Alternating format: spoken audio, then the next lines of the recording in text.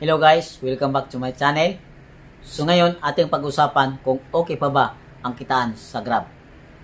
Grab food ka o Grab Express. Tara guys, samahan nyo ako.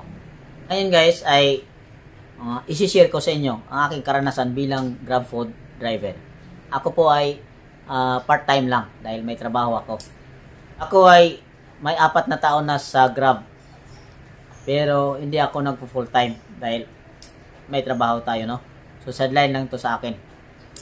At nakatanggap ako ng message ni Grab na may mandatory training. So, iwan ko sa inyo mga paps kung nakatanggap ba kayo. Natandaan ko nung nakalipas na taon ay nagkaroon din ako ng mandatory training kay Grab. Doon pa rin sa hub ng Grab sa Marikina. Iwan ko lang sa mga dating Grab na nag-apply sa Move-it, baka naka-apekto yun sa inyo. Nung nakalipas na taon, tapos na ako noon eh. At iwan ko bakit ngayon ay nakatanggap ako. So ngayon, tatalakayin natin mga kaibigan kung okay pa ba ang kitaan sa Grab. Sa karamihan ngayon ay kumukuha na sila ng planner. Dahil advantage pagka naka-planner ka. Mga gustong kumuha ng planner, sa mga baguhan pa, ay panoorin nyo to. Mga nagnanais na kumuha ng planner, so ito ang mga araw na dapat niyong abangan. So sa Wednesday, magbibigay si Grab ng mga planner. Sa Thursday, Friday, Saturday, and Sunday, ang araw na dapat nung bantayan na makakuha ka ng planner is Wednesday.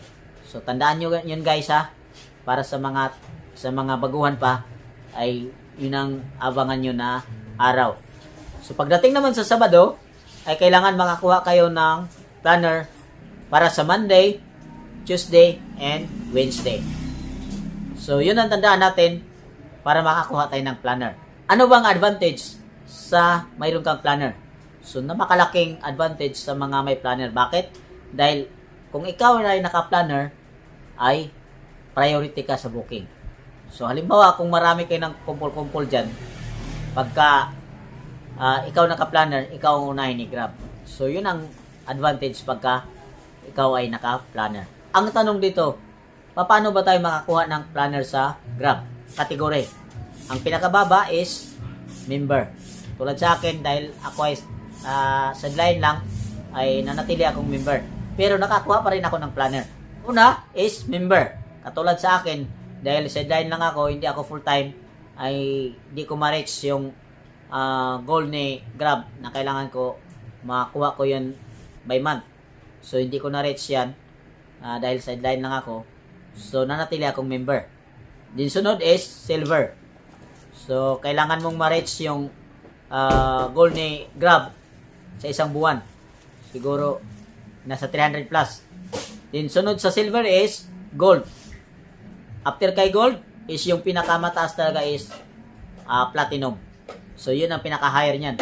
Nasa 450 or 460 na makompleto natin sa isang buwan.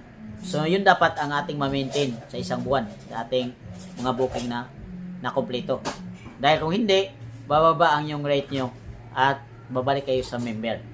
Pagka mataas kasi ang inyong rate kay Grab, ay mas priority ka na bibigyan ka ng booking ni Grab.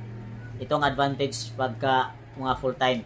Samantala yung mga part-time lang, ay kung minsan kumikita pa rin naman kasi ako minsan nag-sideline ako, pero sinisiguro ko lang na naka-planner ako para mas advantage tayo kasi minsan lang tayo nagbiyahe tapos hindi pa tayo kumuha ng planner.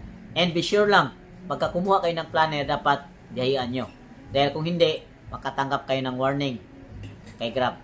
So maapektuhan yung account nyo, maaaring ma-suspended kayo or what else na makakapekto sa inyong rating kay Grab. So yun lang ang may share ko sa inyo at sana ay nakatulong sa inyo, no, sa mga gustong mag-apply sa Grab. Kumikita pa rin naman siya.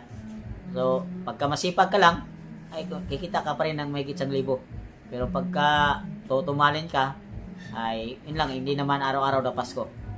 So sana nakatulong sa inyo ang aking ginawang content na, no, at salamat sa inyong panonood. Bye-bye. God bless.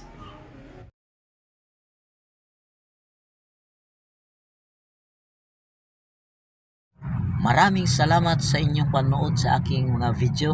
Naway patuloy niyong i-follow ang aking FB page, Dong Alviso Lastima, and mag-subscribe kayo sa aking YouTube channel at huwag kalimutan pindutin ang notification bell para updated kayo sa aking mga bagong video.